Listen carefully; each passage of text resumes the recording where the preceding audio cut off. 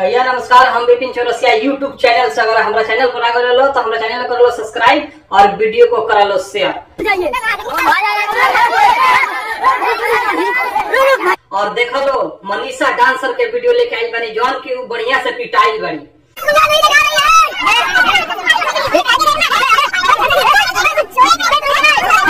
इतना बढ़िया से पिटाई बाड़ी, इतना बढ़िया से कि तू लोग वीडियो में देख सकता रहो।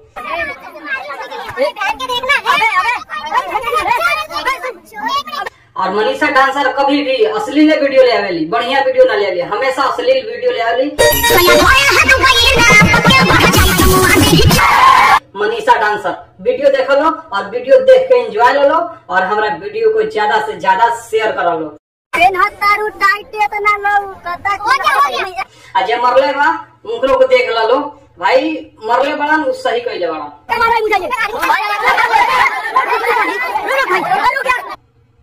कोनो गलती नहीं कर कैले, पिटले बड़ा सही कैले बड़ा। काहे से कि जैसन मनीषा डांसर बिया वैसा नहीं कैले बड़ा।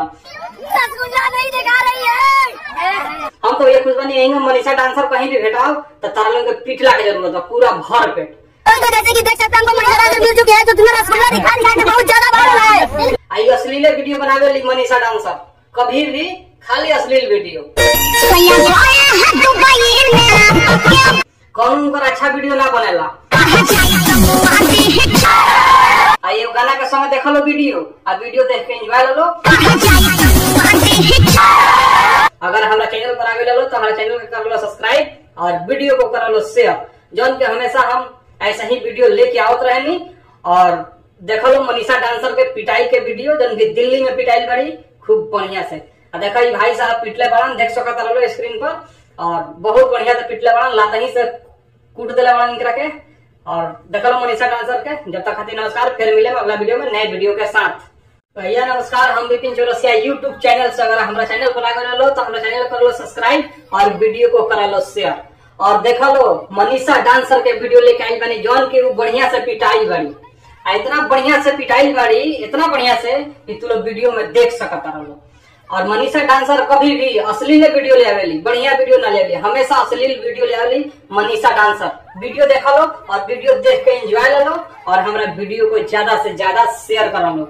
अजय मरले बा उनको को देख लो भाई, मरले बड़ा सही कैले बड़ा। कोनो गलती नहीं कर कैले, पिटले बड़ा सही कैले बड़ा। काहे से कि जैसन मनीषा डांसर बिया वैसा नहीं कैले बड़ा। हम तो ये खुश बनी यही मनीषा डांसर कहीं भी भेटाओ तो तारा लोग के पिटला के जरूरत है, पूरा भर पेट। आई अश्लील वीडियो बनावे ली मनीषा डांसर, कभी भी खाली अश्लील वीडियो। कौन उनका अच्छा वीडियो ना बनेला।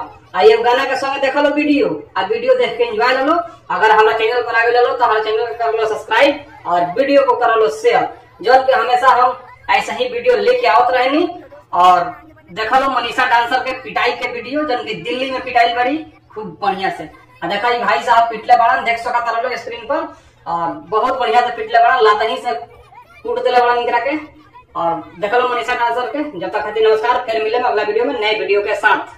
भैया नमस्कार, हम विपिन चौरसिया यूट्यूब चैनल से। अगर हमारा चैनल पर आगे लो तो हमारा चैनल कर लो सब्सक्राइब और वीडियो को करा लो शेयर। और देखो लो मनीषा डांसर के वीडियो लेके आई बनी जॉन की बढ़िया से पिटाई बनी।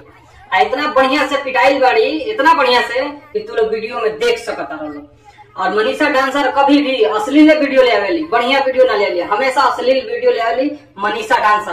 वीडियो देख लो और वीडियो देख के एंजॉय लो और हमारा वीडियो को ज्यादा से ज्यादा शेयर करा लो। अजय मरले बा उनको को देख लो भाई, मरले बड़ा सही कैले बड़ा। कोनो गलती नहीं कर कैले, पिटले बड़ा सही कैले बड़ा। काहे से कि जैसन मनीषा डांसर बिया वैसा नहीं कैले बड़ा। हम तो ये खुश बनी यही मनीषा डांसर कहीं भी भेटाओ तो तारा लोग के पिटला के जरूरत है, पूरा भर पेट।